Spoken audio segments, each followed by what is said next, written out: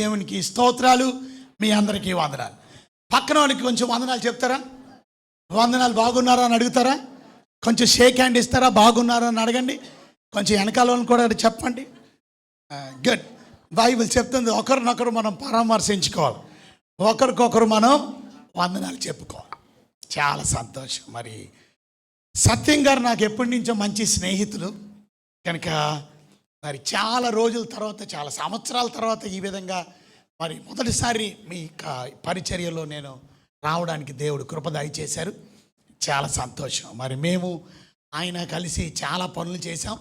ఓ పక్కన సామాజిక సేవలు, ఆయన కూడా ఓ పక్కన భోజనం లేని వారందరికీ భోజనాలు వడ్డిస్తుంటారు.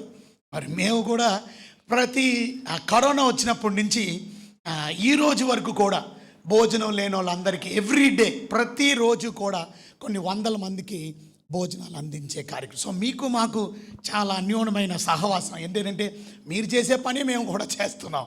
సో చాలా సంతోషం. అలాగే మిగతా ఆర్గనైజేషన్స్లో పని చేసినప్పుడు కూడా మరి ఆయన నేను కలిసి చాలా ఆర్గనైజేషన్లో పని చేసాం కనుక ఎప్పుడు కూడా మాట్లాడుకుంటూ ఉంటాం, కలుస్తూ ఉంటాం. కనుక ఈ రకంగా మరి నేను ఈరోజు రావడానికి దేవుడు నాకు ఇచ్చిన అవకాశాన్ని బట్టి నేను ఎంతగానో వందనాలు చెల్లిస్తున్నాను.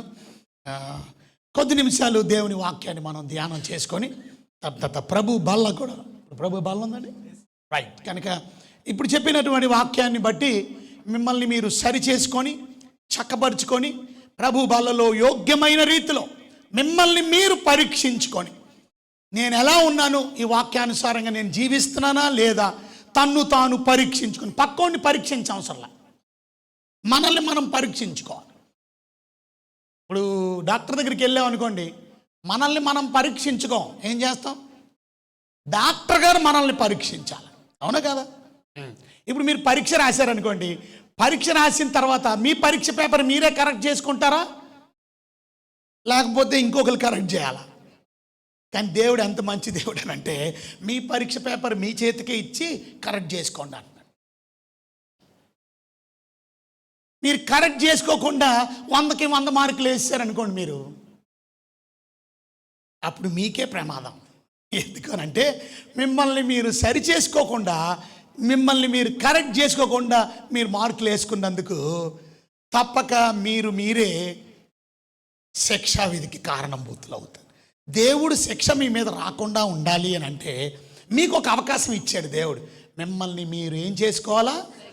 పరీక్ష చేసుకొని, నేను ఎలాగున్నాను, ఈ వాక్యానుసారంగా ఉన్నానా లేదా, నన్ను నేను పరీక్షించు. పక్కోని పరీక్షించకండి, నన్ను నేను పరీక్షించుకోవాలి.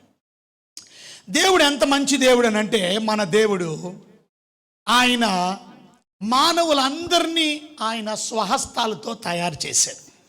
అవునంటారా కాదంటారా? రైట్. మనం అందరం దేవుని స్వహస్తాలు. మీరందరూ ఇక్కడ కూర్చున్న వాళ్ళు రక్షించబడిన వారునా? చేతులు ఎత్తండి, రక్షించబడిన వాళ్ళందరూ. Okay, very good. ఒకవేళ రక్షించబడకపోతే ఇక్కడ ఎవరైనా సంఘంలో రక్షణ లేని వారు ఉంటే త్వరగా వాక్యం విని రక్షణ పొందండి. ఒక వ్యక్తి రక్షణ లేకుండా పరలోకానికి వెళ్ళదు.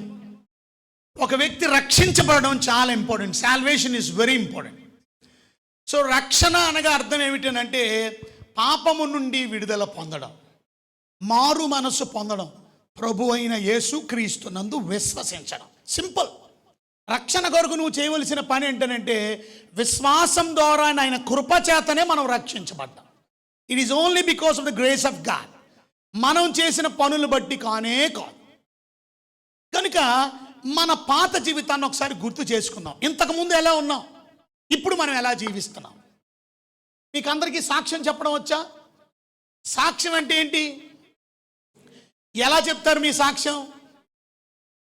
చూడండి, ఈసారి మీకు టెక్నిక్ చెప్తాను. మీకు ఇలా సాక్ష్యం చెప్తే చాలా ఎఫెక్టివ్గా ఉంటుంది.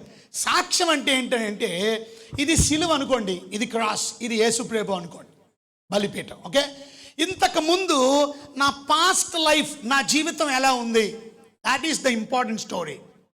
మీ స్టోరీ చెప్పాలా. నేను ఒకప్పుడు ఎలాగ ఉండేవాడిని, ఏ రకంగా జీవించేవాడిని, ఏ రకంగా నడిచేవాడిని, ఏ రకంగా మాట్లాడేవాడిని, ఏ రకంగా యోచించేవాడిని, ఏ రకంగా తలంచేవాడిని, ఏ రకంగా ప్రవర్తించేవాడిని, నా క్రియలు ఎలాగుండే, నా పనులు ఎలాగుండే. My past life before Christ. Yesu ప్రభు దగ్గరికి రాకముందు నా జీవితం ఇలా ఉండేది. ఇంత అశాంతితో ఉండేది, దుఃఖంతో ఉండేది, వేదనతో ఉండేది, బాధతో ఉండేది. సాక్ష్యంలో ప్రభువుని ఎలా కలుసుకున్నావో చెప్పాలి. అది సాక్ష్యం. కడుపు నొప్పి తగ్గింది, తలనొప్పి తగ్గింది, అది తగ్గింది, ఇది కాదు సాక్ష్యం. సాక్ష్యం అంటే this is the testimony. Testimony అంటే నీ పాత లైఫ్ చెప్పాలా, నువ్వు ప్రభువుని ఎలా ఎన్కౌంటర్ అయ్యావో చెప్పాలి. ఎన్కౌంటర్ అంటే అర్థం ఏంటి? ప్రభువుని ఎలా కలుసుకున్నావు, ప్రభువుని ఎలా మీట్ అయ్యావు, ఎవరు మీట్ చేశారు, ఏ వాక్యం విన్నావు, ఏ రకంగా రక్షణ సువార్త విన్నావు, ఎవరు నీకు వాక్యం చెప్పారు, ఏ రకంగా ప్రభువుని కలుసుకున్నావు, ఏ రకంగా నీకు సువార్త అందించబడింది. ఆ వాక్యం వినిన తర్వాత నా జీవితం ఎలా మార్చబడింది, ఇప్పుడు నేను ప్రభువులో ఎలా జీవిస్తున్నాను, ఇప్పుడు ప్రభు నమ్ముకున్న తర్వాత నా జీవితం క్రీస్తులో ఎలా ఉంది, యేసు ప్రభు నమ్ముకున్న తర్వాత నా లైఫ్ ఇలా ఉంది, ఈ రకంగా జీవిస్తున్నాను, ప్రభు కొరకు సత్క్రియలు చేస్తున్నాను, మంచి పనులు చేస్తున్నాను, దేవుని కొరకు మహిమకరంగా జీవిస్తున్నాను. ఇది టెస్టిమనీ. నీకు అర్థమైందా? పాస్ట్ లైఫ్, ప్రభుని ఎలా కలుసుకున్నావో, ఎన్కౌంటర్ విత్ గాడ్, తర్వాత నీ జీవితం ఇప్పుడు ఎలా ఉంది, ఇది సాక్ష్యం. ఈ రకంగా ఇక్కడ సాక్ష్యం చెప్పండి, చాలా ఎఫెక్టివ్గా ప్రజలు ప్రభావితం అవుతారు, రక్షణలోకి వస్తారు. ఓహో, ఒకప్పుడు అలాగ ఉండేదామా, ఒకప్పుడు అలాగ ఉండేవాడు ఆయన, ప్రభువుని కలుసుకున్న తర్వాత జీవితం ఎలా మార్చబడిందా, అవునా, ప్రభువుని నమ్ముకున్న తర్వాత నుంచి ఈ జీవితం ఎలా మార్చబడి ఇప్పుడు ఎంత ఆహ్లాదకరంగా, సంతోషకరంగా, దీవెనకరంగా, సమాధానకరంగా ఉందా, ఓ నాకు కూడా దేవుడు కావాలి, నాకు కూడా ప్రభు కావాలి. ఆ రకంగా ప్రభువుని నమ్ముకుంటారు. యేసుక్రీస్తు లేక దేవాది దేవుడు ఈ సర్వ సృష్టిని తయారు చేసినప్పుడు మానవుల్ని స్పెషల్గా తయారు చేశాడు. ఆదికాండం 1వ అధ్యాయం చూడండి ఒకసారి, 28వ వచనం. పరిశుద్ధమైన మీ బైబిల్ గ్రంథాన్ని దయచేసి తెరిచి ఆదికాండం 1వ అధ్యాయము చూడండి, 27వ వచనం. ఎవరన్నా చదవడానికి నాకు సహాయపడుతూ ఉండండి. దేవుడు తన స్వరూపమందు నరుని సృజించాను, దేవుని స్వరూపమందు వానిని సృజించాను, స్త్రీని గాను పురుషుని గాను వానిని సృజించాను. చూసారా, దేవుడు మనిషిని ఎలా తయారు చేశాడు అంటే, మానవుడు అనగా అర్థం ఎవరు అంటే, చాలా మంది మానవుడు అనగానే ఓన్లీ మగవాడు అనుకుంటారు. కాదు, స్త్రీ పురుషుడు కలిసి బికమ్ అ మ్యాన్. ఆమె కూడా మ్యానే, కానీ ఒక రాసుని చూడండి, ఇక్కడ రాసున్న మాట మనం గమనిస్తే, దేవుడు తన స్వరూపమందు నరుని సృజించను. నరుడు అంటే అక్కడ అర్థం రాసింది, దేవుని స్వరూపమందు వాడిని సృజించను, స్త్రీని గాను పురుషుని గాను, స్త్రీని గాను పురుషుని గాను. సో నేను ఇందులోకి ఎక్కువ వెళ్ళడానికి అవకాశం లేదు, ఎందుకంటే చాలా విషయాలు మీతో నేను మాట్లాడాను. నేను ఇవాళ చెప్పదలుచుకున్న వర్తమానం title of the messages back sliding గురించి. ఇవాళ చాలామంది విశ్వాసులు రక్షణ పొంది పడిపోతున్నారు, జారిపోతున్నారు, మరలా పాపంలోకి వెళ్ళిపోతున్నారు, మరలా బురదలో దొల్లుతున్నారు, మరలా లోకంలోకి వెళ్ళిపోతున్నారు. జారిపోయిన స్థితిలో, పడిపోయిన స్థితిలో ఉంటే ఈరోజు ప్రభు బల్ల దగ్గర తీర్మానం చేసుకొని నీ జీవితాన్ని మార్చుకొని క్షమాపణ అడిగి, సారీ లార్డ్, నన్ను క్షమించి ప్రభువా, మరలా నీ దగ్గరికి వస్తున్నాను, నన్ను క్షమించి నన్ను బిడ్డగా చేసుకోండి అని ఇవాళ మీరు తీర్మానం చేసుకోండి. But before I go in to that, నేను ఇవాళ చాలా విషయాలు చెప్పాలి కనుక, మొదటిది మనం ఎలా రక్షించబడ్డామో చెబుతాను. ఆ విషయాన్ని మీరు మర్చిపోకూడదు.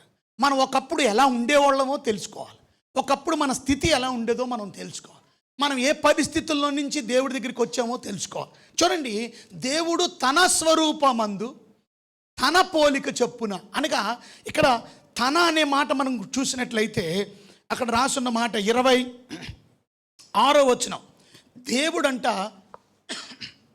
మన స్వరూపమందు మన పోలిక చొప్పున, ఇక్కడ ప్లూరల్ వాడాడు. మన అంటే అర్థం ఇక్కడ తండ్రి అయిన దేవుడు, కుమారుడైన దేవుడు, పరిశుద్ధాత్మ దేవుడు.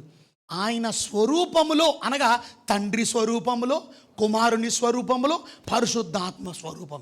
తండ్రి పోలికలో, కుమారుని పోలికలో, పరిశుద్ధాత్మ పోలిక. ఒకటి మీన్ బై దట్ అంటే ఆ క్యారెక్టర్ ఆఫ్ గాడ్ మనలో వచ్చిందంట.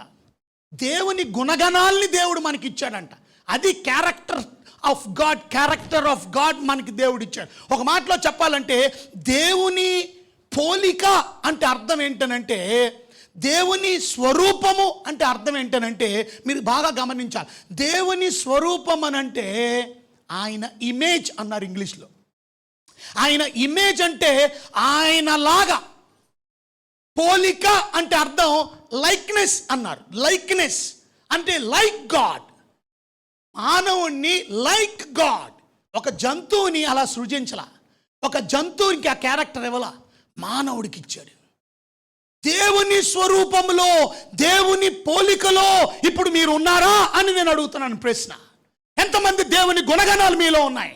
ఎంతమంది దేవుడి క్యారెక్టర్ మీలో ఉన్నాయి? ఎంతమంది దేవుని గుణగణాలతో మీరు నడుస్తున్నారు? Examine your self. నిన్ను నువ్వు ఇవాళ పరీక్ష చేసుకోవాలి. దేవుడి క్యారెక్టర్ ఏంటో తెలుసా? ప్రేమ, సంతోషం, సమాధానం. ఇది ఏమంటారో తెలుసా? ఆత్మఫలం అన్నారు. ఏమన్నారండి? ఆత్మఫలం అంటే తెలుసా మీకు? ఆత్మ అంటే ఎవరు? పరిశుద్ధాత్మ. ఎవరు చెప్పండి? పరిశుద్ధాత్మ మనలో ఉన్నాడు అని అంటే ఆ ఫ్రూట్ ఆఫ్ ద స్పిరిట్ కనబడుతుంది. అంటే దేవుడు గుణం అంట. ఏమిటి దేవుడు గుణం? ప్రేమ. ఇవాళ ఎంతమందిలో ప్రేమ ఉంది? మనలో ప్రేమ లేదు. మనలో కక్షలు ఉన్నాయి, క్రోధాలు ఉన్నాయి, అసూయలు ఉన్నాయి, హేట్రేడ్ ఉంది, అసహించుకుంటున్నాం, ఒకరినొకరు ద్వేషించుకుంటున్నాం. That is not love.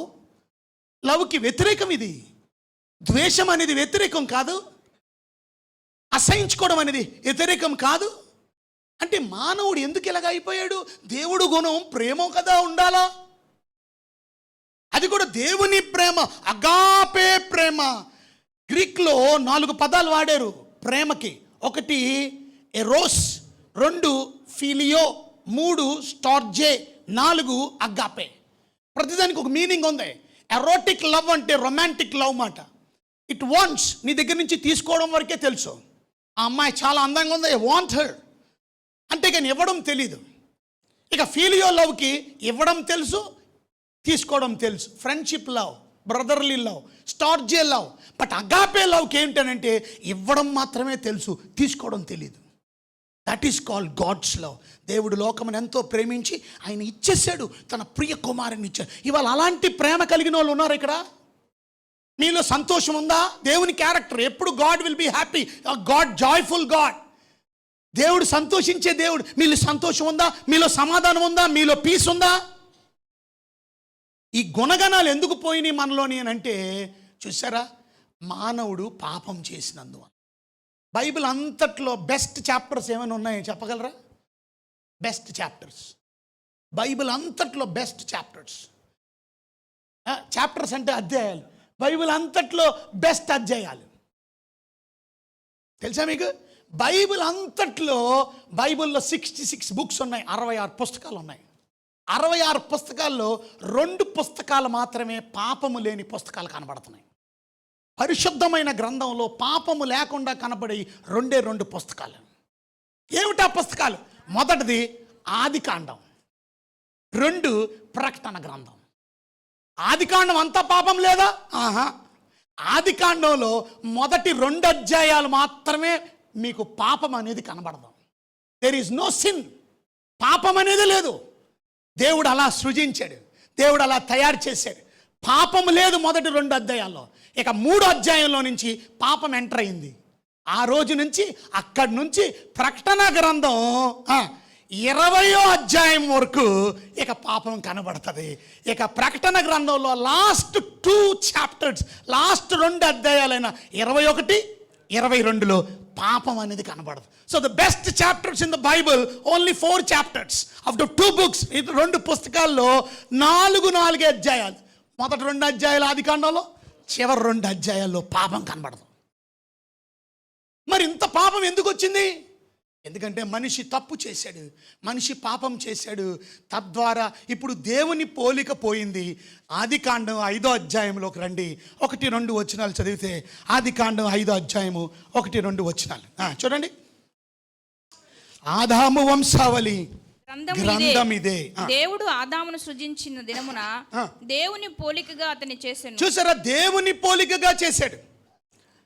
మగవానిగాను ఆడుదానిగాను వారిని సృజించి వారు సృజించబడిన దినమున వారిని ఆశీర్వదించి. చూడండి, ఇంతవరకు బాగానే ఉంది. దేవుడు మనల్ని ఆయన పోలికలో చేశాడు.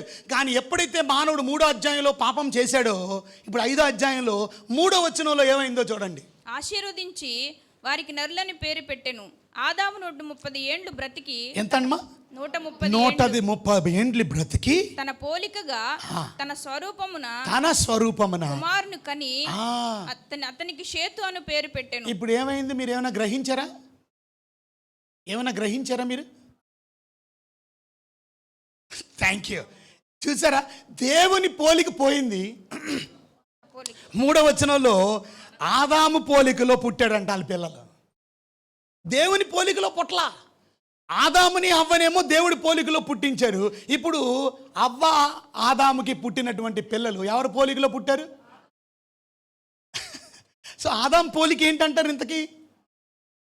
చూసారా, దేవుని పోలిక పోయింది పాపపు పోలికలో.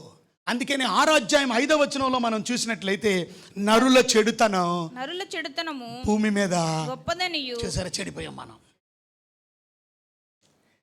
దేవుడు ఈ ప్రపంచాన్ని డిస్ట్రాయ్ చేసేద్దాం, నాశనం చేసేద్దాం అనే ముందు ఇక మనుషులు ఎలా తయారయ్యారనంటే వారు చెడుతనం భూమి మీద గొప్పది రాసుంది. చూడండి, నరుల చెడుతనం భూమి మీద గొప్పదనియు వారి హృదయం యొక్క తలంపుల్లో ఊహంతయు ఎల్లప్పుడూ కేవలము. ఇవాళ మీరు ఎంతమంది మంచి ఆలోచిస్తున్నారు, ఎంతమంది చెడ్డ ఆలోచిస్తున్నారు? ఎందుకు ఇలాగ అయిపోయాం? మనుషులందరూ చెడ్డపోయారు. చెడ్డ మనసు కలిగి ఊహ కూడా, ఆలోచన కూడా, థాట్స్ కూడా, ఎవ్రీథింగ్ గాట్ ఇంప్యూర్. చెడిపోయింది. మానవుడి పోలికలకు వచ్చాం, దేవుని పోలిక పోయింది. ఆదాం పోలికలో పిల్లలు పుట్టారు. ఇప్పుడు పాపం ఎంత భయంకరమైంది అంటే 5వ అధ్యాయం తర్వాత 6వ అధ్యాయంలోకి వస్తే దేవుడు నరుల్ని చూసినప్పటికల్లా వారి చెడుతనం భూమి మీద గొప్పగా పెరిగిపోయింది. అందరూ చెడిపోయారు. Became wicked people.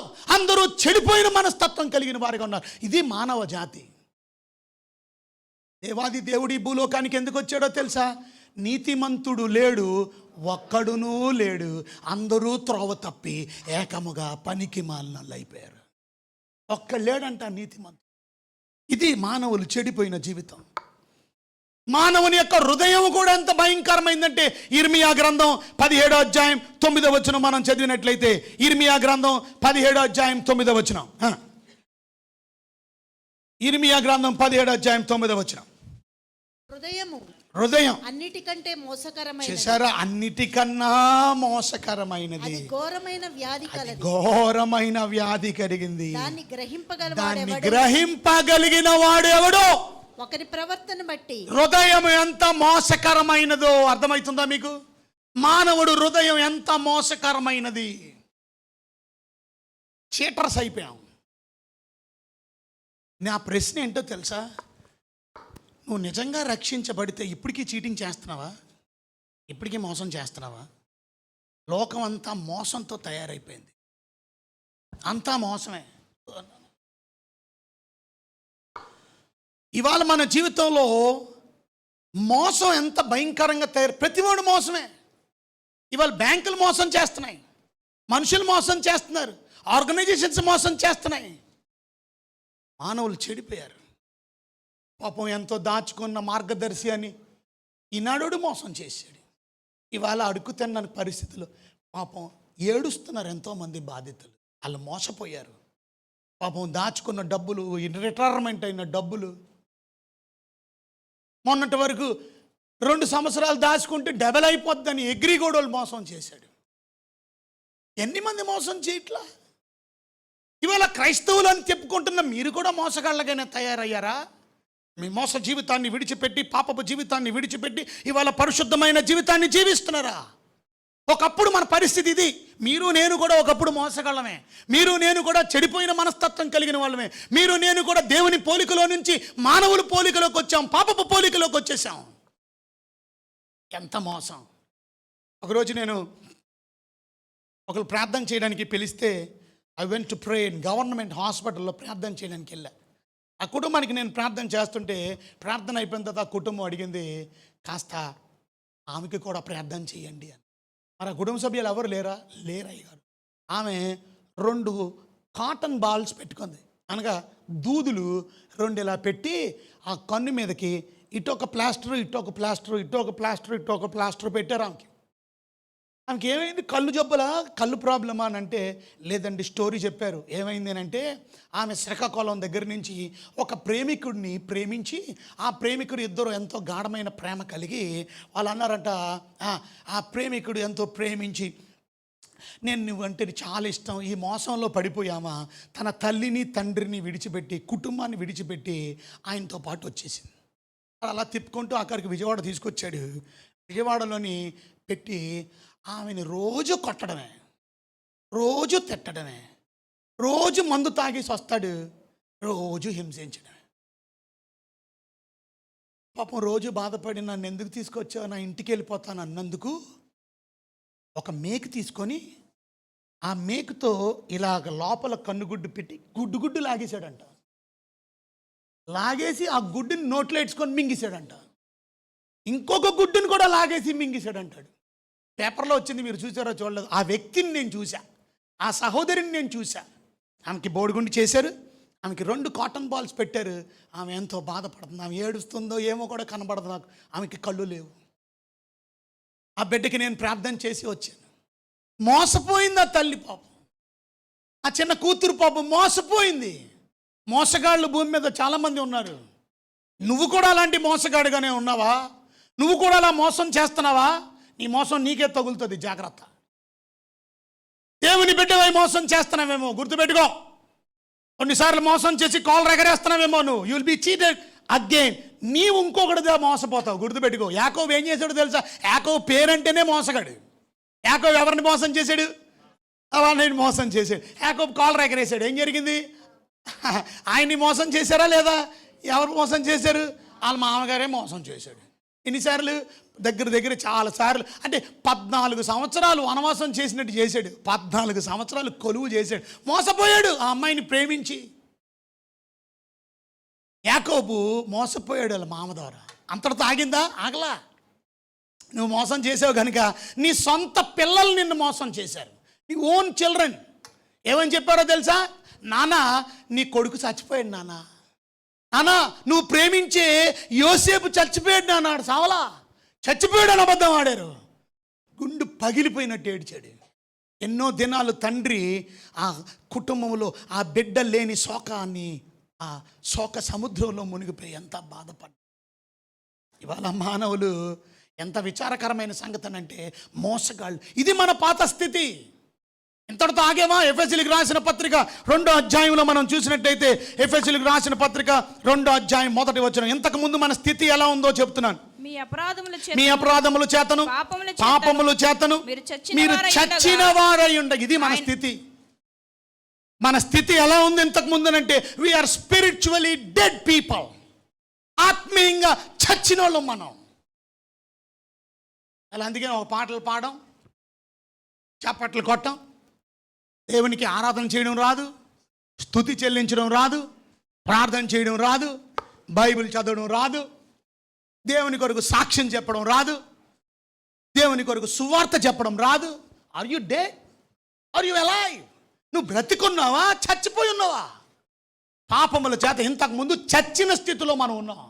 ఇంతటితో ఆగలా. ఇంకేమన్నాడు? ఆయన మిమ్మల్ని క్రీస్తుతో కూడా బ్రతికించాడు. మీరు వాటిని చేయొచ్చు. ఏం చేస్తున్నావు? వాటిని చేయొచ్చు. వాయుమండల సంబంధమైన అధిపతిని, అనగా అవిధేయులైన వారిని ఇప్పుడు ప్రేరేపించే శక్తికి అధిపతిని అనుసరించి. చూసారా? వాయుమండల అధిపతి అంటే ఎవడాడు? వాడు సాతాను. ప్రస్తుతం ఎక్కడ ఉన్నాడంటే వాయుమండలంలో ఉన్నాడు, గాలి మండలంలో ఉన్నాడు. దగ్గరగా ఉన్నాడు మనకి. ఇంకా గాలి మండలం కొంత పీరియడ్ వరకే ఉంటుంది, దాని తర్వాత గాలి ఉండదు కనుక ఆ గాలి మండలంలో మన దగ్గరలోనే ఉన్నాడు, పడవేయబడ్డాడు. వాడు గాలికి అధిపతిగా, గాలి మండలానికి అధిపతిగా సాతాను. వాడిని అనుసరించుచూ వచ్చాం మనం. ఇంతకుముందు సాతాను చిత్తాన్ని నెరవేర్చాం. ఇంకా అక్కడ రాసుంది, ఈ ప్రపంచ ధర్మము చెప్పున నడిపించబడ్డాం. అంటే you walked according to the world's values. ఈ లోక సంబంధంగా మనం జీవించాం, ఈ లోకాన్ని అనుసరించాం. ఇంకా వారితో కలిసి మనమందరం శరీరము యొక్కయు, చూసారా, శరీరము యొక్కయు మనస్సు యొక్కయు కోరికలు నెరవేర్చాం. మన శరీరాశలను అనుసరించి. నేను అడుగుతాను మిమ్మల్ని, ఇప్పటికీ ఇంకా మీ శరీర కోరికలు నెరవేరుస్తున్నారా? ఇప్పటికీ మీ మనసు యొక్క కోరికలు నెరవేరుస్తున్నారు? మనసు అంటే ఎక్కడ ఉంటుంది? ఎక్కడ ఉండదు. చాలామంది అంటే నా మనసు బాగలేదండి. ఎక్కడ ఉండదండి మనసు? ఇది మనసు కాదండి, ఇది హృదయం. మనసు అంటే ఇక్కడ ఉంటుందండి. మనసు అంటే బుర్ర, ఆలోచన, మైండ్ ఈజ్ కాల్డ్ మనసు. నా మనస నీవు తాళంచునదేమి ఏమి. మనసు తలస్తుంది, మనసు ఆలోచిస్తుంది. What are you thinking? ఏం ఆలోచిస్తున్నావు? ఇవాళ ఇంకా శారీరకమైన మనస్సు కలిగినటువంటి వారు, మనస్సు యొక్క ఏంటి, శరీరం యొక్క మనస్సు ఏమి రాసింది చదవండి అక్కడ. శరీరము యొక్కయు మనస్సు యొక్కయు కోరికలు నెరవేర్చుకొనుచు. అంటే ఏంటి అర్థం? శరీరానికి కోరికలు ఉన్నాయి, మనసుకి కోరికలు ఉన్నాయి. ఏది చేయాలి మీరు? రెండూ చేయకూడదు. దేవుని చిత్తాన్ని నెరవేర్చాలి. మీ మనసుకు వచ్చిన కోరిక ప్రకారం చేయకూడదు, మీ శరీరానికి వచ్చిన కోరిక ప్రకారం చేయకూడదు. ఇవాళ శరీరానికి ఉండే కోరికలు ఏమేమిటో తెలుసా మీకు? శరీరానికి బోల్డ్ కోరికలు ఉన్నాయి. You got so many desires of this flesh. ఈ శరీరానికి ఈ శరీర కోరికలు చాలా ఉన్నాయి. శరీర కోరికలు మీరు నెరవేర్చుకుంటున్నారా? ఇంతకు ముందు చేశాం, దేవుణ్ణి నమ్మకం ముందు చేశాం, ఇప్పటికీ ఇంకా శరీరానికి కోరికలు నెరవేరుస్తున్నారా మీరు? శరీరానికి కోరికలు ఏంటో తెలుసా మీకు? గలతీయులకు రాసిన పత్రిక 5:19 శరీరానికి ఉన్న కోరికలు రాసి ఉన్నాయి. గలతీయులకు రాసిన పత్రిక 5:19 శరీర కార్యములు స్పష్టమై ఉన్నవి, శరీర కార్యాలు స్పష్టమై ఉన్నవి. అవేవనగా చూసారా? జారత్వం, అపవిత్రత, కాముకత్వం, విగ్రహారాధన, అభిచారం, ద్వేషం, కలహం, మత్సరం, క్రోధం, కక్షలు, భేదములు, విమతములు, అసూయలు, మత్తతులు, అల్లరితో కూడిన మొదలైనవి. వీటిని గురించి నేను మునుపు చెప్పిన ప్రకారం ఇట్టి వాటిని చేయువారు దేవుని రాజ్యమును. ఒకప్పుడు ఇలాగే బ్రతికేం మనం, కానీ ఇప్పుడు కూడా ఇలాగే బ్రతికే వాళ్ళు ఉన్నారా లేరా? మరి అది అందుకనే సరి చేసుకోవడానికే. ఇప్పటికీ కూడా ఇంకా శరీర కోరికలు చేసేవాళ్ళు మీలో ఉన్నారు, మనలో ఉన్నాం. కుదరదలాగా. ఇంతకుముందు శరీరం యొక్క కోరికలు నెరవేర్చావు, ఇంతకుముందు మనసు యొక్క కోరికలు నెరవేర్చావు. But now you are a changed Christian. You became a Christian by listening to the gospel of Lord Jesus Christ. Yesu Kristu సువార్త ద్వారా నువ్వు మారావు, రక్షణ పొందావు, బాప్టిజం సాక్ష్యం ఇచ్చావు. But where is the change? ఏది మార్పు? ఓరకనే ప్రభు బల్ల తీసుకోకండి. మిమ్మల్ని మీరు పరీక్షించుకొని సారీ చెప్పి, ప్రభువా నేను ఇంకా శరీర కార్యాలు చేస్తున్నాను. శరీర కార్యాలు ఇక్కడ 15 పాపాలు రాసుంది. ఈ 15 పాపాలని గ్రేడింగ్ చేయాలి అంటే మొదటి 3 పాపాలు ఉన్నాయి. అది జారత్వం, అపవిత్రత, కాముకత్వం. అంటే ఏంటో తెలుసా? ఇవి సెక్స్కి సంబంధించిన పాపాలు, సెక్షువల్ సిన్స్. శరీరానికి సెక్స్ అంటే చాలా ఆనందం. జారత్వం అంటే అర్థం తెలుసా మీకు? పెళ్లి కాకముందే అక్రమ సంబంధాలు కలిగి, లైంగిక సంబంధాలు కలిగి జీవించడం. ఎంతమంది ఇలా పాడైపోతున్నారు ఇవాళ? కాలేజీకి వెళ్ళి ఆ అబ్బాయితో పడుకుంటున్నారు, ఆ అమ్మాయితో పడుకుంటున్నారు. ఎంత దుర్మార్గం అది! దేవుని బిడ్డలని చెప్తూ ఇస్ ఇట్ గుడ్? దీన్నే జారత్వం అన్నారు, ఇంగ్లీష్లో ఫార్నికేషన్ అన్నారు. కానీ ఒరిజినల్ టెక్స్ట్లో మనం చూస్తే, ఒరిజినల్ టెక్స్ట్ అనగా ఇది గ్రీక్ భాషలో రాసుంది బైబిల్. గ్రీక్ భాషలో రాసున్న బైబిల్లో ఆ పదానికి అర్థం మీరు చూస్తే దాని అర్థం ఏమని రాసుందో తెలుసా మీకు? జారత్వాన్ని గ్రీక్ భాషలో పోర్నియా అంటారు. పోర్నియాలో నుంచి వచ్చింది పార్న్, పార్న్లో నుంచి వచ్చింది ఇంగ్లీష్ పదం పోర్నోగ్రఫీ. ఇవాళ పోర్నోగ్రఫీ అనేది అర్ధనగ్న చిత్రాలు. ఎంతమంది యవనస్తులు చెడిపోతున్నారు. సో కాల్డ్ క్రిస్టియన్స్ అంటున్నారు, గుడికి వస్తారు, ఆదివారం భజన చేస్తారు, భక్తి చేస్తారు, హల్లెలూయా అంటారు, కానీ మీరు నగ్నంగా చూసే చిత్రాలు. దేవుడి పై నుండి చూడట్లేదా? మీ రహస్య జీవితం ఆయనకి తెలీదా? జారత్వము పెళ్ళి కాకముందే ఎంత దుర్మార్గం. దానివల్ల చేయకూడని పనులు. ఒక అమ్మ వెళ్ళిపోతూ అలా అబ్బాయికి చెప్పిందట, ఒరే నేను 2 రోజుల వరకు రానురా, కొంచెం డబ్బుల పని మీద వెళ్తున్నాను రా, నా తమ్ముడిని అడగడానికి వెళ్తున్నాను రా, కొంచెం చెల్లిని జాగ్రత్తగా చూడరా, బయటికి పంపించు, మీ ఫ్రెండ్స్ని కూడా ఇంటికి రప్పించుక. చాలా పాడు రోజుల్లో మనం ఉన్నాం కనుక జాగ్రత్త. చెల్లిని బయటికి పంపించక, నువ్వు బయటికి వెళ్ళక, నువ్వు బయట ఫ్రెండ్స్ని లోపలికి తీసుకురాక. ఓకేనా? ఓకే. అమ్మ వెళ్ళిపోయింది. కానీ ఈ కుర్రోడికి ఆ సెల్ ఫోన్లో బూతు బొమ్మలు చూడడం వీడికి అలవాటు. ఆ పోర్నోగ్రఫీ, ఇందా చెప్పాను కదా, వర్డ్ వచ్చింది, పోర్నియా అనే పదం వచ్చింది గ్రీక్. కొంతమంది అంటారు బైబిల్లో ఎక్కడుంది పోర్న్ గురించి అంటే, ఆ పదమే పోర్నియా.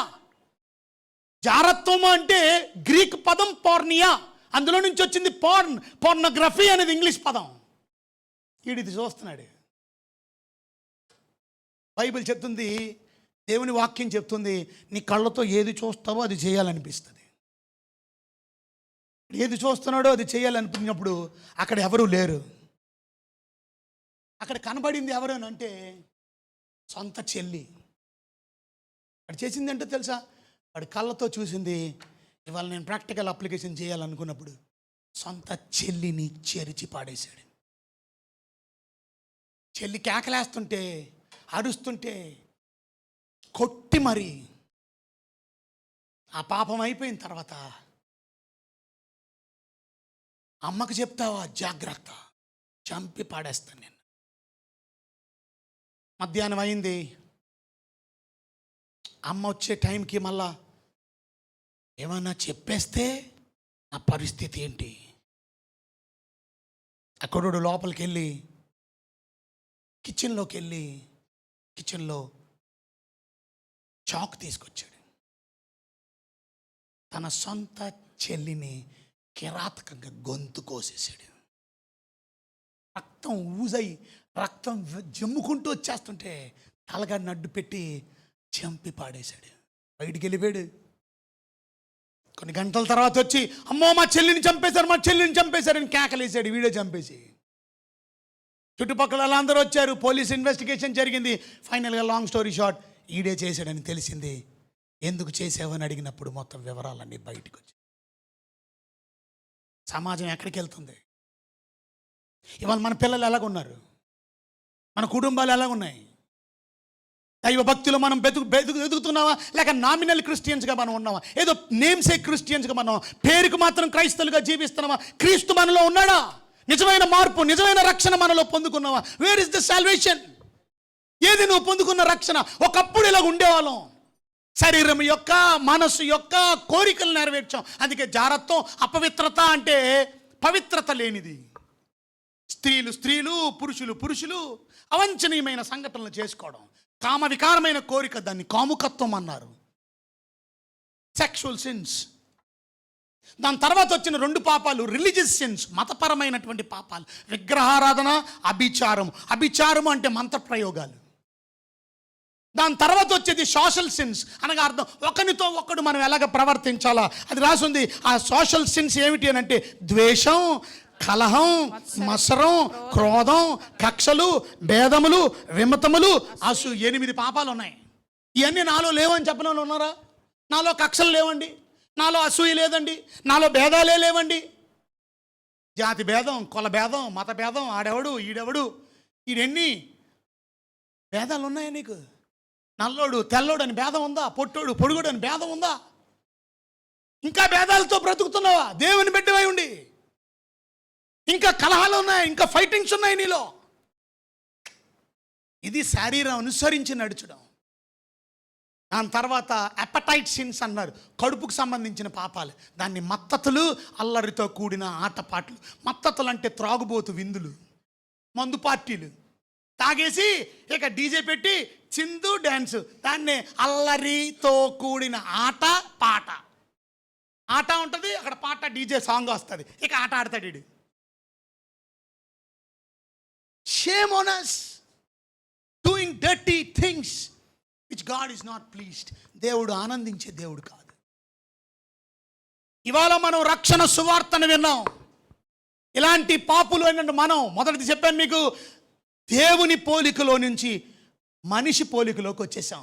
ఆదాము పోలికలో పుట్టాడు వాళ్ళ పిల్లలు, అనగా పాపపు పోలిక వచ్చేసింది. నరులు చెడుతనం భూమి మీద గొప్పదని దేవుడు చూశారు. నరులు హృదయం కూడా మోసకరమైందని చూసాం. ఇంకా మనం చూసాం పాపముల చేత, అపరాధముల చేత చచ్చిన స్థితిలో మనం ఉన్నాం.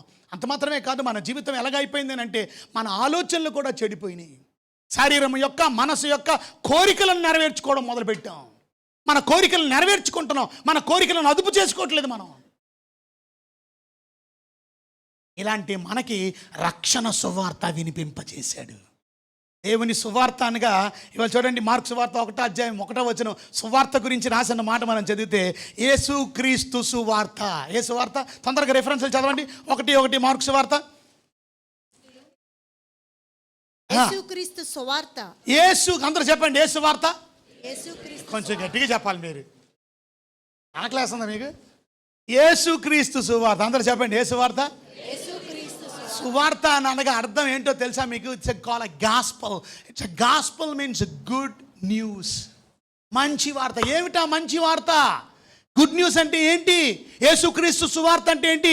యేసుక్రీస్తు ఈ పాపినైన నన్ను ప్రేమించి, ఇంత దుర్మార్గుడు, మోసగాడు, లోకానుసారి, పాపముల చేత, అపరాధముల చేత చచ్చిన మనల్ని మనిషి పోలికగా మనం మన జీవితాన్ని పాపములో నిలబెట్టుకొని హృదయం అంతా చెడిపోయి మన శరీరం యొక్క, మనసు యొక్క కోరికలు నెరవేర్చుకుంటూ ఈ లోకానుసారంగా బ్రతుకుతున్న మనల్ని ప్రేమించి పరలోకాన్ని విడిచిపెట్టి భూలోకానికి మానవ అవతారంలో వచ్చి నీ కొరకు శిలువ మీద ఆయన రక్తాన్ని చిందించి ప్రాణాన్ని పెట్టి సమాధి చేయబడి మరణాన్ని గెలిచి మృత్యుంజయుడై తిరిగి లేవడం, దిస్ ఈస్ కాల్డ్ గాస్పల్.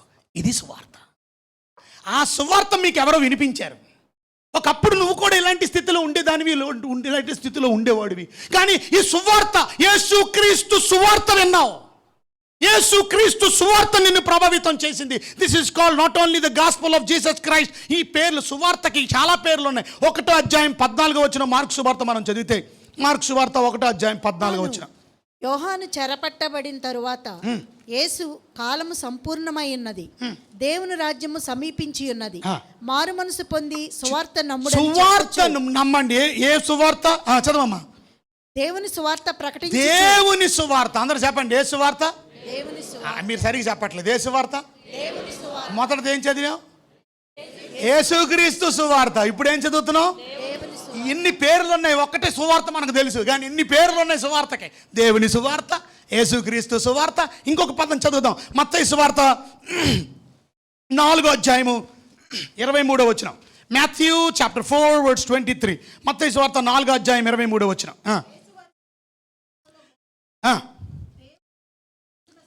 దేవుని రాజ్య సువార్త. ఏ సువార్త? అబ్బో, సువార్త గురించి ఇప్పుడు చెప్పారా మీరు? దేవుని రాజ్యానికి. ఎందుకంటే ఈ సువార్త మనం ఎందుకు చెప్పాలా? యేసుక్రీస్తు గురించి ఎందుకు చెప్పాలా? Story about Jesus is called the gospel. To tell the story about Jesus, about his coming, about his death, about his burial, about his resurrection. ఆయన పునరుద్ధానం కూడా చెప్పాలా. చెప్పితే అది సువార్త అవుతుంది. యేసుక్రీస్తు సువార్త, అది దేవుని సువార్త, అది రాజ్య సువార్త. ఎందుకు సువార్త చెప్తున్నామో తెలుసా? ఒక వ్యక్తిని పాపము నుండి విడిపించి ఆ యేసు ప్రభు ఇంత దౌర్భాగ్యుడైనటువంటి మనల్ని రక్షించి ఎక్కడికి తీసుకెళ్ళడానికి? అది ఆయన పరలోకానికి తీసుకెళ్ళడానికి. అందుకని ఇది పరలోకపు సువార్త, దేవుని రాజ్య సువార్త. చూడండి, అపోస్తుల కార్యాలు 20వ అధ్యాయం 24వ వచనం. అపోస్తుల కార్యాలు 20వ అధ్యాయం 24వ వచనం. చూసారా? దేవుని కృపా సువార్త. అందరూ చెప్పండి, ఏ సువార్త? బాబు, ఎన్ని పేర్లు ఉన్నాయి. 2 కొరింథీయులకు రాసిన పత్రిక 4వ అధ్యాయం 4వ వచనం. 2 కొరింథియన్స్ చాప్టర్ 4 వర్స్ 4. 2 కొరింథీయులు 4:4. దేవుని స్వరూపమైన క్రీస్తు మహిమను కనపరచు సువార్త. ఏ సువార్త అంట? దేవుని క్రీస్తు మహిమను కనుపరిచే సువార్త. ఈ సువార్త అంటే ఏంటి? ఈ సువార్త వలన క్రీస్తు మహిమను మనకు తెలియపరుస్తుంది దేవుని సువార్త. ఈ క్రీస్తు సువార్త, యేసుక్రీస్తు సువార్త. ఈ సువార్త పేరు ఇప్పుడు ఈ పదాన్ని బట్టి చెప్పండి, ఏం పేరు పెట్టచ్చు? అక్కడ రాసింది కదా, క్రీస్తు మహిమను కనుపరచు సువార్త. ఎన్ని పేర్లు! ఇంకొక మాటలో చెప్పొచ్చు, ఈ సువార్తని రక్షణ సువార్త. అందరూ ఏం సువార్త? ఎఫెసీయులకు రాసిన పత్రిక 1వ అధ్యాయం 13వ వచనంలో రక్షణ సువార్త. చూడండి, ఎఫెసీయులకు రాసిన పత్రిక 1వ అధ్యాయం 13వ వచనం. Ephesians chapter 1 verse 3. మీరు సత్యవాక్యమును అనగా ఈ రక్షణ సువార్తను. ఏ సువార్త విన్నారు మీరు? రక్షణ సువార్త. ఒక వ్యక్తిని రక్షించేది ఏంటి? సువార్త. సువార్త ద్వారా రక్షించబడతాం. Once you got saved, how you got saved? By gospel.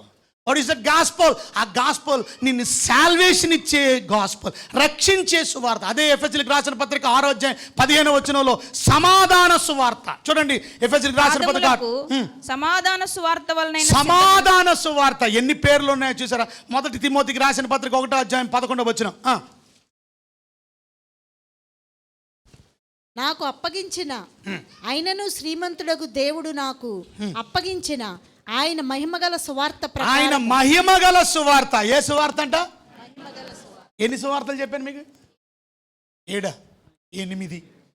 నేనే లెక్క పెట్టుకున్నాను. 8. ఇవాళ 8 మాటలు ఎవరు చెప్తారు? ఒక 200 రూపాయలు బహుమానం ఇస్తాను నేను. ఇప్పుడే లేచి నిలబడి ఇప్పుడు చెప్పండి, I will give you 200 rupees బహుమానం. సరే 500 ఇస్తాం, 500. ఇప్పుడే ఈ 8 లేచి నిలబడి చూసి చెప్పకూడదు. మొన్న నేను మీటింగ్ పెట్టినప్పుడు నేను చెప్పాను, ఈ 8 రెఫరెన్స్తో చెప్పండి అనగా రెఫరెన్స్తో చెప్పారు, 500 పడిపోయారు. మీరు సువార్త అంటే ఏంటో తెలుసుకోవాలి. ఒక వ్యక్తి మారడం సువార్త ద్వారా. అలాంటి సువార్త మీరు చెబుతున్నారా? ఎంతమందికి చెప్పారు ఈరోజు? ఎంతమంది చెప్పారు నిన్నటి రోజు? ఎంతమంది చెప్పారు ఈ సంవత్సరంలో 2025 ఫ్రమ్ జనవరి టు ఫిబ్రవరి ఎండింగ్లో? ఇవాళ మార్చికి వచ్చాం, మార్చి 2వ తారీఖుకి వచ్చాం. ఇవాళ ఈ 2 నెలలు ఎంతమందికి సువార్త చెప్పారు? సువార్త చెప్పవలసిన బాధ్యత నీ నా మీద ఉందని తెలీదా? That is the commission given by God. దేవుడిచ్చిన ఆజ్ఞని మనకు తెలీదా? Are we doing it? Are we disobeying God's commandment? దేవుని ఆజ్ఞను ఉల్లంఘించడం పాపం కాదా? దేవుడు చెప్పాడు, మీరు సర్వలోకానికి వెళ్ళండి, సర్వసృష్టికి సువార్త ప్రకటించని చెప్పాడు. మనం చేస్తున్నావా? That is God's heart is always for you to go. వెళ్ళమని చెప్పాడు. అందుకని గాడ్ స్పెల్లింగ్లో GOD, గాడ్లో మొదటి 2 అక్షరాలు గో గో గో గో. వెళ్ళాలి బయటికి. Go and preach the gospel. ఎవరికి చెప్పావు నువ్వు సువార్త? అందుకే మారట్లేదు జనాలు. కొంతమంది అంటారు, అమ్మో ఈ సమయంలో చెప్పకూడదండి, చెప్తానండి అరెస్ట్ చేస్తున్నారండి, ఎవడకో భయపడతావా ఏంటి నువ్వు? This is the commission given by God. దేవుడు మనకిచ్చిన ఆజ్ఞ ఇది. ఎవరి మాట వింటామా మనం? No, we not going to listen to anyone, but listen to God. దేవుడు చెప్పమన్నాడు, చెప్పాలా? ఎలా చెప్పాలా? ఫ్రెండ్షిప్ చేసి చెప్పు, చక్కగా దేవుని మాటలు చెప్పు, యేసుక్రీస్తు గురించి ఇతరులకు చెప్పి ఒక వ్యక్తిని మార్చడానికి, ఒక వ్యక్తిని పరలోకానికి తీసుకెళ్ళడానికి, ఒక వ్యక్తి పాప జీవితంలో నుంచి, మోసకరమైన జీవితంలో నుంచి తన శరీరం యొక్క కోరికలు, మనసు యొక్క కోరికలు నెరవేర్చే వ్యక్తిని మార్చడానికి సువార్తను ప్రకటించాలి. చేస్తున్నాం మనం? బాప్తిసం మిమ్మల్ని మార్చదు. కొంతమంది మునిగేస్తున్నారు, కొంతమంది రక్షణ పొందేవా అని అడిగితే వాళ్ళు అడుగుతారు, రసం తీసుకున్నా. రసం తీసుకోవడం ఉండదమ్మా, రసం పొందుకోవడం ఉంటుంది. రసం తీసేసుకుందంటామా? రసం తీసేసుకున్నా అంటే ఆ ఉద్దేశం ఏంటి? బాప్తిజం తీసేది మునిగేశా. బాప్తిజం మనల్ని మార్చదు. Ashamed to preach the gospel. ఎప్పుడు సిగ్గుపడకండి, సువార్త చెప్పండి. మీరు సిగ్గుపడితే మళ్ళీ అవకాశం దొరకదు. నేను ఒక హిందూ కుటుంబంలో నుంచి వచ్చిన వ్యక్తిని. నాకు సువార్త చెప్పకపోతే నేను మారేవాడిని కాదు. నా చిన్న వయసులోనే నా ప్రభుకి నా జీవితం ఇచ్చాను. I was baptised. అప్పుడు నేను రక్షించబడిన తర్వాత బాప్తిజ సాక్ష్యానికి లోబడ్డాను. నా 15వ ఏట నేను 10వ క్లాస్ చదువుతున్న సమయంలో నా దేవునికి నా హృదయం ఇచ్చి బాప్తిజ సాక్ష్యంలో నేను ఒప్పుకున్నాను, నేను ప్రభు బిడ్డని. సాక్ష్యం ఇవ్వడానికి బాప్తిజం తీసుకుంటాం అంటే, కానీ బాప్తిజం మనల్ని మార్చదు. నేను మారాను అని public confession is called baptism. Public statement ఇవ్వడం. కానీ అంతరంగంలో జరిగిన మార్పుని బహిర్గతంగా చూపించేది బాప్తిజం. నా అంతరంగంలో జరిగిన మార్పు ఎవరికి తెలియదు. నేను రక్షించబడ్డానని ఎవరికి తెలియదు. 10 మందికి తెలిసేలా తీసుకునేది బాప్తిజం. రక్షణ అనేది బాప్తిజం కాదు, రక్షించబడిన తర్వాత బాప్తిజం తీసుకోవాలి. సువార్తను ప్రకటించాలి. చేస్తున్నారా మీరు సువార్త ప్రకటనలో? నమ్మకంగా ఉన్నారా? ఎవరికైనా చెప్పారా? నీ ఆఫీస్లో ఉన్న వాళ్ళు ఎవరికైనా చెప్పావా? నీ స్కూల్లో ఉన్న వాళ్ళకి ఎవరికైనా చెప్పావా? నీ కాలేజ్ మేట్కి చెప్పావా? నీ ఫ్రెండ్కి చెప్పావా? When you going to share a gospel, because gospel is so powerful. ఎంత శక్తివంతమైందండి. ఎప్పుడు ముందు చెప్పడానికి సిగ్గుపడకూడదు. ఎందుకంటే అది యూద దేశస్తునికైనా, గ్రీస్ దేశస్తునికైనా, ఎవరికైనా సరే, ఏ మతంలో ఉన్నాడికి, ఏ కులంలో ఉన్నాడికైనా అక్కడ రాసి ఉంది. బైబిల్ చెప్తుంది, రక్షణ కలుగు చేయుటకు అది. అందరూ చెప్పండి, రక్షణ కలుగు చేయడానికి అది అనండి. అందరూ చెప్పండి అది. అందరూ చెప్పండి అది. బైబిల్లో ఎప్పుడైనా అది అని వస్తే మీరేమని అడగాల? ఏది అని అడగాల. బైబిల్లో ఎప్పుడైనా అప్పుడు అని వస్తే ఏమని అడగాల? ఎప్పుడు అని అడగాలి. ఇలా ప్రశ్నలు అడిగితేనే మీరు సమాధానం దొరుకుతుంది. అది అంటే ఇప్పుడు ఏది? సువార్త. సువార్త అది అంటే సువార్త. రక్షణ కలుగు చేయడానికి అది అంటే సువార్త దేవుని శక్తి అయి ఉన్నది. అంటే ఒక వ్యక్తిని మార్చేది నువ్వు కాదు, ఆ సువార్త పవర్ఫుల్. ఆ సువార్త శక్తివంతమైంది. ఒకడు మారిపోతున్నాడు. నా చిన్న వయసులోనే నా ప్రభుకి నా జీవితం ఇవ్వడమే కాదు, నాది విశాఖపట్నం. నేను విశాఖపట్నంలో పుట్టి పెరిగాను, విశాఖపట్నంలో చదువుకున్నాను. విశాఖపట్నమే మాది. సీతందారులో పెట్టి పెరిగినటువంటి వ్యక్తిని నేను. But I came here to do my engineering studies. ఎప్పుడో నేను చెప్తుంది ఒక 40 సంవత్సరాలు 35 సంవత్సరాల క్రితం ఈ ఊరు రావడానికి 35 సంవత్సరాల క్రితం ఎందుకు వచ్చానంటే నేను ఇంజనీరింగ్ చదవడానికి వచ్చా. నేను ఇక్కడే విఆర్ సిద్ధార్థ ఇంజనీరింగ్ కాలేజీలో ఇంజనీరింగ్ చేశాను. కానీ నేను ఇంజనీరింగ్ చదువుతున్న మొదటి సంవత్సరంలోనే నేను మొదటి సంఘాన్ని ప్రారంభించాను. I was just an 18 years boy. 18 సంవత్సరాల కుర్రోడిగా మొదటి సంఘం ప్రారంభించాను. ఇవాళ నేను మినిస్ట్రీలో సేవలో 33 years 33 సంవత్సరాలు నేను పరిచర్యలో ఉన్నాను.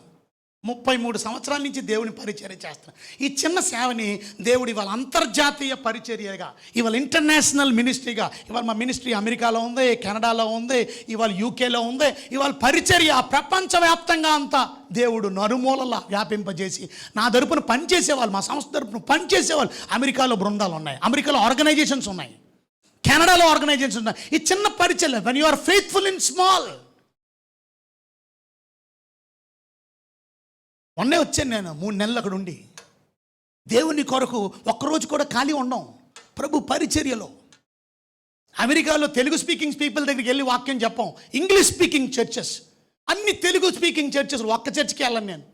అందుకు దొరలకే, ఈ నల్లదొరలేరు చెప్తాడు, ఆ తెల్ల దొరలకి. కానీ దేవుడు సువార్త ప్రకటించడానికి ఆ చిన్నతనంలోనే, ఒకరోజు నేను ఇంజనీరింగ్ చదివే రోజుల్లో మళ్ళీ విశాఖపట్నం వెళ్తున్నా. నేను ఒక పక్కన ఇక్కడ వాక్యం చెప్పేశాను. వాక్యం అయిపోయిన తర్వాత రాత్రి తిరుమల ఎక్స్ప్రెస్కి వెళ్ళాను. అది తిరుపతికి వెళ్తుంది బండి, అది తిరుపతి నుంచి వస్తుందో సంథింగ్ ఏదో జరిగి ఆ బండి ఎక్కాను నేను. ఆ బండి పై బర్త్ ఇచ్చారు నాకు. ఆ పై బర్త్లో పడుకుంటున్నాను. పడుకునే లోపల ఆ పక్కన ఉన్నాడు అన్న టైం ఎంత అన్నాడు. అప్పుడు 11 అయింది. 11 అన్నాను. ఇటు తిరిగి మాట్లాడి ఇటు తిరిగి పడుకుంటాను. ఎందుకంటే అలిసిపోయాను బాగా. పొద్దున్నంతా మీటింగ్ చేశాను, రాత్రి మీటింగ్ చేశాను. ఇప్పుడు పడుకొని కొంచెంసేపు అయినా మళ్ళీ నెక్స్ట్ అక్కడ పొద్దున్న మీటింగ్ ఉంది. అందుకని అప్పుడు నా వయసు 19 సంవత్సరాలు. పడుకుంటే నాతో దేవుడు పరిశుద్ధాత్ముడు మాట్లాడుతున్నాడు. ఆయన నీతో మాట్లాడుతున్నాడు కదా, నువ్వు మాట్లాడవా, నువ్వు చెప్పవా? ద్వారా స్వస్థత, నువ్వు పొందిన గాయం ద్వారా స్వస్థత, please lord help my mother lord please. అప్పుడు మా వయసులు చిన్న కుర్రోళ్ళని 15 సంవత్సరాలు.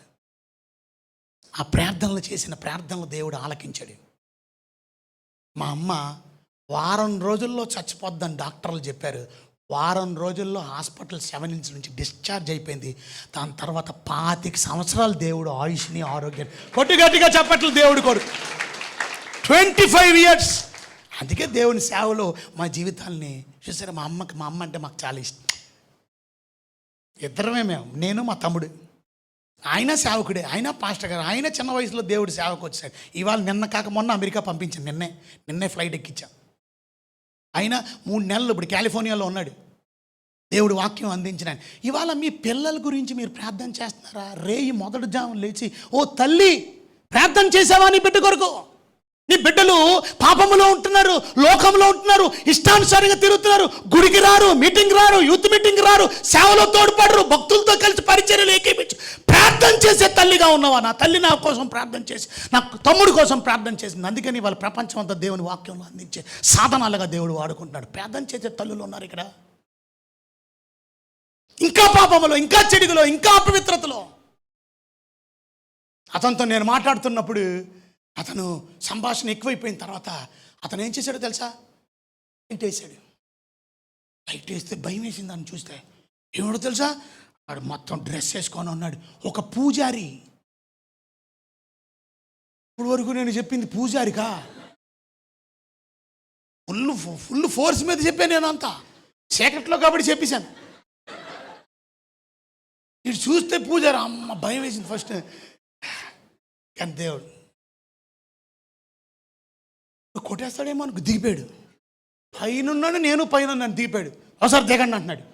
వాళ్ళు నన్ను ఎందుకు దిగమంటున్నాడు? దిగ్గానే ఆ పూజారికి లూజ్ అన్నీ ఉంటాయి కదా ప్యాంట్స్ అనేది, ఆ ప్యాంట్ పైకి ఎలాగెత్తాడు. అంత కాలు కూలిపోయింది. మీ అమ్మని బాగు చేసిన దేవుడు నన్ను కూడా బాగు చేస్తాడా? నా కోసం ప్రార్థన చెయ్యండి. కొడతావు అనుకున్నాను రా బాబు. తప్పక ప్రార్థన చేస్తా. ఆ కూర్చున్న మిగతా వాళ్ళు కూడా లేచిపోయారు. రాత్రి 12:30 గంట అయింది. ఎవడు పడుకోట్లా. చక్కగా దేవుని వాక్యం. సువార్త ఎంత శక్తివంతం. నేను ఎవరిని మార్చలా. సువార్త, it is only the gospel that can change people. Because సువార్త ఎంత శక్తివంతమైంది. It is the power of God. అలాంటి సువార్త నువ్వు చెప్పట్లా. అలాంటి సువార్త ద్వారా అనేక మంది రక్షణలో నడిపించలేకపోతున్నావు. ఇంకా పాపముల చేత అపరాధముల చేత చచ్చిన స్థితిలో ఉన్నారు, అలాగే ఉన్నారు. మనం కూడా ఇంకా అలాంటి పరిస్థితుల్లోకి వెళ్ళిపోతున్నాం, పడిపోతున్నాం, జారిపోతున్నాం, తొట్టిల్లిపోతున్నాం.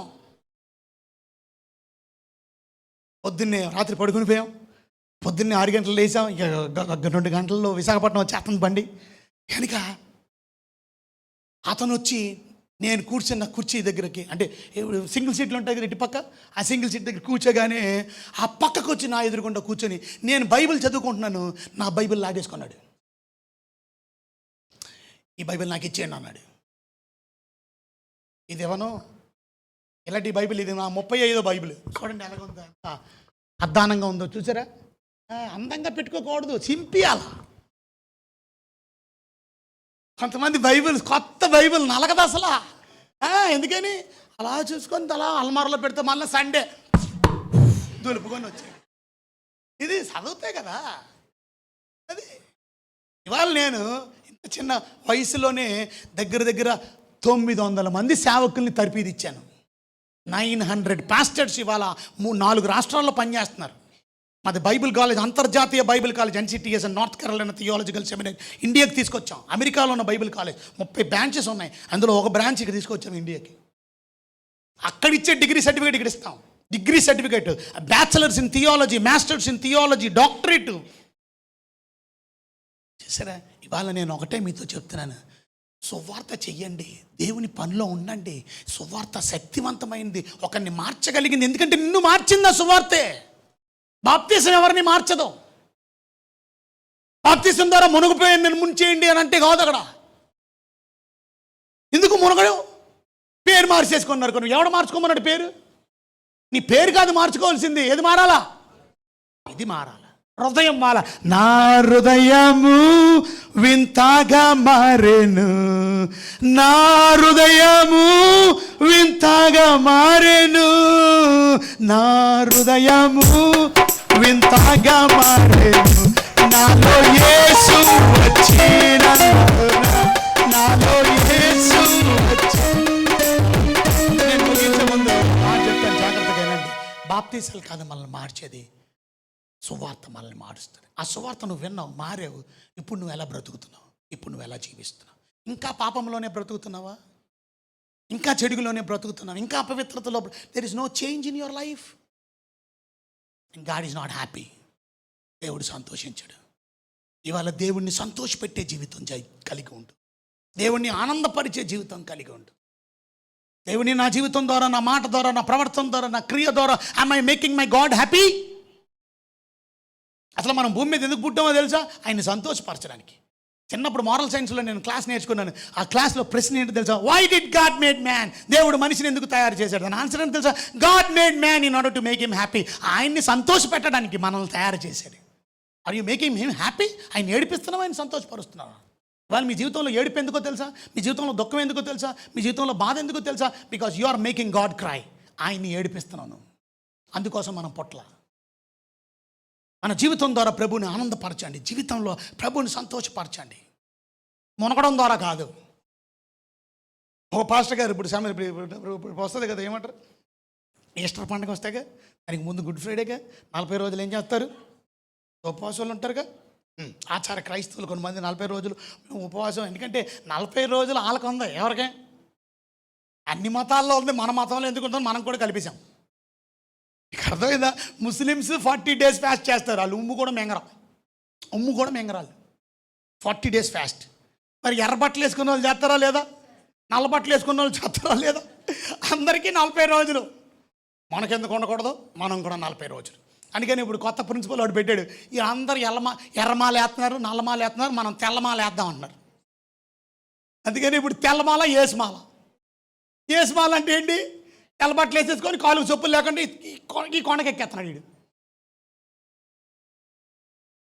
చేయకుండా అలాగా దానివల్ల ఉపయోగం లేదు. అలాగా ఆ ఫాదర్ గారు ఏం చేశాడంటే, మనకి 40 రోజులు మనం నీసు ముట్టుకోం కదా, మనం అందరూ వెజిటేరియనే, మనం వెజిటేరియన్ తిందాం అనుకొని చెప్పి అన్నాడికి. ఆ టైంలోనే ఈ కుక్కు మానేశాడంట. మరి వీళ్ళకి భార్యలు ఉండరు, ఈ ఫాదర్లు నన్నలకి నేను ఇప్పుడు కుక్ ఎలాగని పేపర్లో అడ్వర్టైజ్మెంట్ ఇస్తే కుక్ కోసం చాలామంది వచ్చారు. వీళ్ళకి ఇంటర్వ్యూ చేస్తున్నాడంట. ఇంటర్వ్యూ చేస్తుంటే ఎవడు వాళ్ళు కమిటీ డిసిషన్ ఏంటనంటే హిందూకి మనం ఇవ్వద్దు ఉద్యోగం. ఎవరికి ఇవ్వాలా? క్రిస్టియన్కే ఇవ్వాలి. వచ్చినోడు అలా హిందూ. ఇక లాస్ట్ వాడు ఒకడు మిగిలాడు. వీడు వెళ్ళిపోతే ఈ పాస్టర్కి ఇంక తిండి ఉండదు. ఎందుకంటే ఇంక మళ్ళా అడ్వర్టైజ్మెంట్ ఇవ్వాలి, మళ్ళా రావాలి. అందుకని అడిగాడు, బాబు నువ్వు ఎక్కడ పనిచేస్తావు? నేను 5 స్టార్లో పనిచేశానండి. బాబు ఇక్కడ 25,000 రూపాయలు జీతం రా నా దగ్గర. నువ్వు దేవుణ్ణి నమ్ముకున్నావా? నమ్ముకోలేదు సార్. క్వాలిఫై అవ్వరాను. అప్పుడు అన్నాడంట, అదెంత పని సార్? ఇవాళ నమ్మేసుకుంటాను అన్నాడంట. ఏది నమ్మేసుకుంటావు నువ్వు? అదెంత పని సార్? ఇవాళ నమ్మేస్తాను. మీరు ఏది చెప్తా చేయాలి. మరి బాప్తిజం తీసుకుంటా? తీసేసుకుంటాను సార్. మరి పేరు మార్చేసుకుంటాను సార్. ఓహ్, అయితే ఇలా నిలబడన్నాడు. ఒక ట్రంబలర్లో నీళ్ళు తీసుకున్నాడు. తండ్రి యొక్క కుమారుని యొక్క పరిశుద్ధాత్మ నామములో అప్పారావు ఏలియా అయిపోయావురా నువ్వు. అప్పారావు పేరు మార్చాడు, ఏలియా పెడిచాడు. ఈరోజు నుంచి ఏలియా అని పిలుస్తున్నాడు. ఏలియా వచ్చేస్తున్నాడు, అన్నీ వండేస్తున్నాడు, అన్నీ చేసేస్తున్నాడు. ఇప్పుడు ఈ లెంట్ డేస్ ముందు ఉన్నాడు మాట, ముందే పెట్టుకున్నాడు ఇలాగా. సో మంచిగా అయ్యగారు ఎప్పుడు నీసు తినకుండా ఉండడు. మంచి మాంసం గేమ్సం అన్ని రకాల మాంసాలు తినేస్తాడు. సో బాగా ఈ అయ్యగారి దగ్గర అలవాటు అయిపోయి 2 నెలలు తినేసి ఇప్పుడు లెంట్ డేస్ వచ్చినాయి. ఇప్పుడు అయ్యగారు అన్నారు, ఓన్లీ వెజిటేరియన్ వండాలి రోయ్, నో చేపలు, నో మాంసం, నో నథింగ్ అని. ఇకే సార్ అన్న అయ్యగారి దగ్గర అలవాటు అయిపోయింది కదా వీడికి. తిని ఇల్లు వారం రోజులు అన్ని కాయగూరలు పెట్టాడు వీడు. ఏం కాయగూరలు? వంకాయలు, బీరకాయలు ఏ పెట్టాడు. కానీ ఈ అయ్యగారికి పెట్టాడంటే వీడు తింటాడు కదా. కనుక ఈయనకి నోరు సార్ పని చేయట్లా. చచ్చా అని వెళ్ళి మార్కెట్కి వెళ్ళిపోయాడు. చేపలు తెచ్చేసాడు. కిచెన్లో మంచిగా వండడం ప్రారంభిస్తుంటే అయ్యగారికి ఏమొస్తుంది అని పిలిచాడు. రే అప్పారావు కాదు, మర్చిపోయాను, ఏలియా ఇలారా, ఏం వండుతున్నాను? వండుతున్నానండి. ఏంటి కంగారు అన్నాడు. కంగారు కాదురా, వాసన వస్తుంది. వెజిటేరియన్ వండమంటే నాన్ వెజిటేరియన్ వండేస్తున్నామేంటి? ఎవరు చెప్పారండి నాన్ వెజిటేరియన్ వండుతున్నానండి నేను? ఎవరు చెప్పారు మీకు?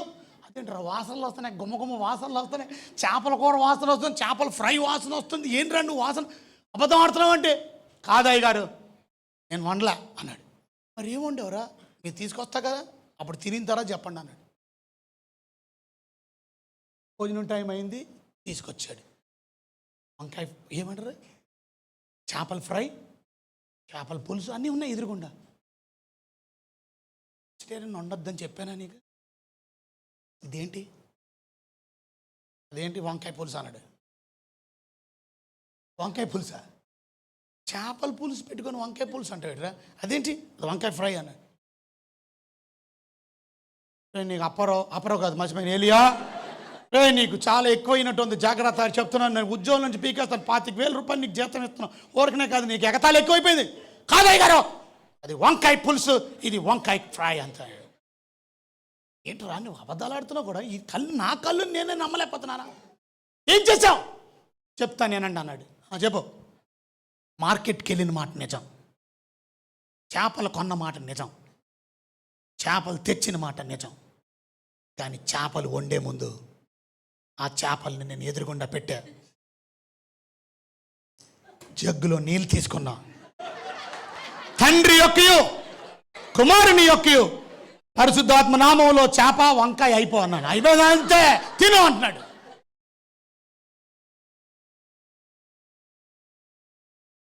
చూసారా, ఇవాళ మన జీవితంలో ఒక వ్యక్తి మార్చేయడం వల్ల దేవుడు మనల్ని మార్చాడు.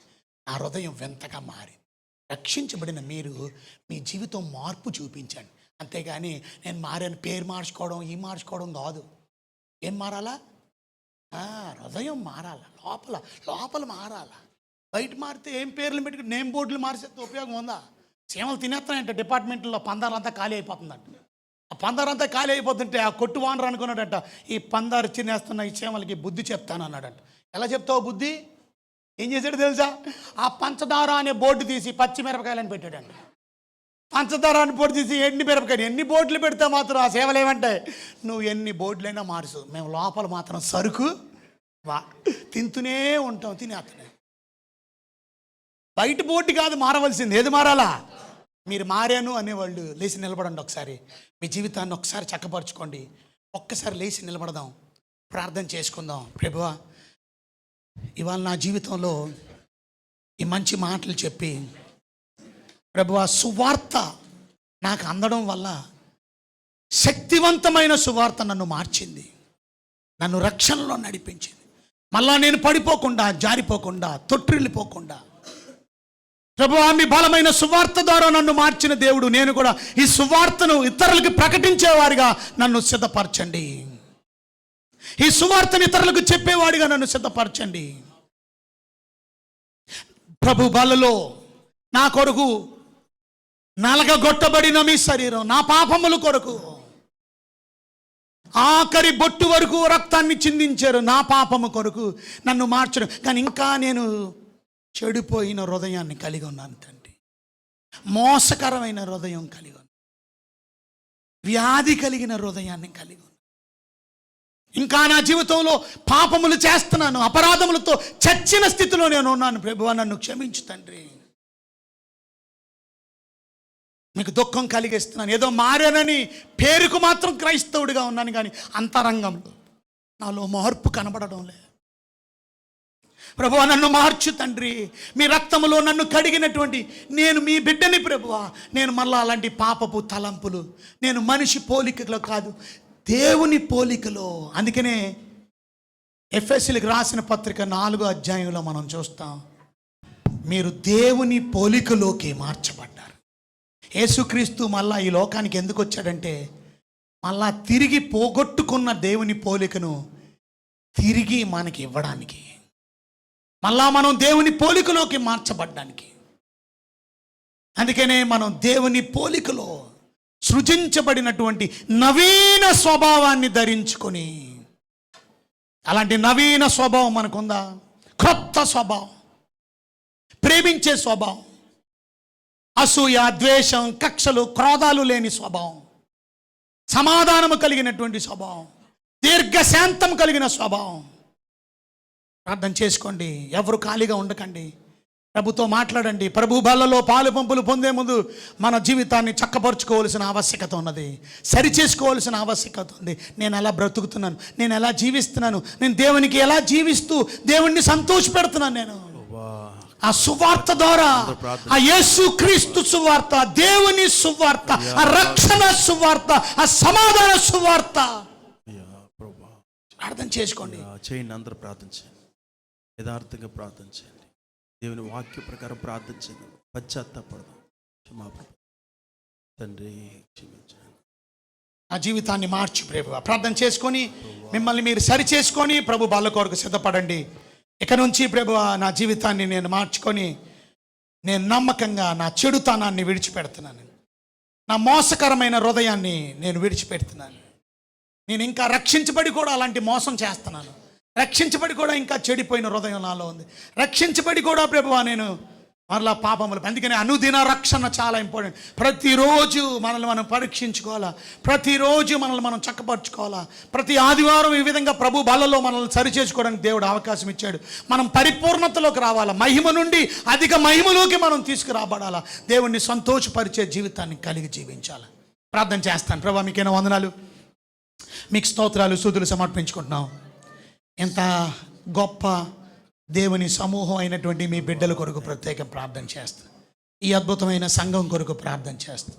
మీ వెలపెట్టి మీ రక్తాన్ని ఇచ్చి కొన్న సంఘం కనుక ఈ సంఘం పరిశుద్ధంగా బ్రతకడానికి, నమ్మకంగా జీవించడానికి, పడిపోకుండా, జారిపోకుండా, తొట్టిల్లకుండా, మరలా పాపములో బ్యాక్ స్లైడ్ అయిపోకుండా మమ్మల్ని మేము కాపాడుకుంటూ తండ్రి, ప్రతిరోజు మీ వాక్యం చదువుకుంటూ, ప్రార్థన చేసుకుంటూ, మీ వాక్యం వింటూ, మీతో సత్సంబంధం కలిగి, మీకు దుఃఖాన్ని కలిగించకుండా, శరీర కార్యాలకి లోబడిపోకుండా, శరీరం యొక్క, మనసు యొక్క కోరికలు నెరవేర్చకుండా, అపవాది తంత్రములకు లోనడిపోకుండా తండ్రి, వాయుమండల సంబంధమైన అధిపతిని అనుసరించి మేము జీవించకుండా, ఈ ప్రపంచ ధర్మం చెప్పున నడుచుకోకుండా తండ్రి, ఇలా నడిస్తే దేవుని ఉగ్రత అవిధేయులైన వారి మీదకి వస్తుంది. మేము విధేయులుగా బ్రతకవలసిన అవసరం. మేము అవిధేయులుగా ఉండకూడదు. కనుక విధేయత మాలో దయచేయి, లోబడే మనస్సు మాకు దయచేయి. మీ వాక్యానికి విధేయత, మీకు విధేయత, మీ భక్తులకి విధేయత, మీ సేవకులకి, మీ సువార్తకు విధేయత, మీరు చెప్పిన ఆజ్ఞకు విధేయత, సర్వలోకానికి వెళ్ళి సువార్తను ప్రకటించమని చెప్పిన మాటకి విధేయత చూపించి ఇతరులకి, నా స్నేహితులకి నేను సువార్త ఇది మొదలుకొని చెప్తాను ప్రభువా. నేను చెప్పట్లేదు, చాలా లేజీగా ఉన్నాను నేను, క్షమించిన తండ్రి అని ఎవరైతే ప్రార్థించుకుంటున్నారో బిడ్డలందరినీ దీవించండి తండ్రి. మీ రాజ్యం కొరకు, రాకడ కొరకు మళ్ళీ సిద్ధపరచండి. ఈ సేవని పరిచర్యను నడిపిస్తున్న మీ దాసుడు సత్యం గారి కొరకు ప్రార్థన చేస్తున్నా. ఈ బలమైన పరిచర్యలో మీరు ఆయన్ని వాడుకుంటున్న విధానాన్ని పట్టిస్తూ మంచి ఆరోగ్యాన్ని ఇవ్వండి. వచ్చిన ప్రతి బిడ్డని కూడా మీరు దీవెనలతో నింపండి.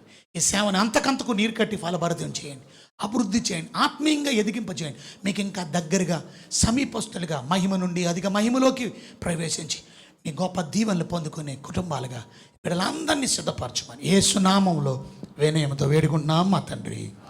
అందరు గట్టిగా చెప్దాం.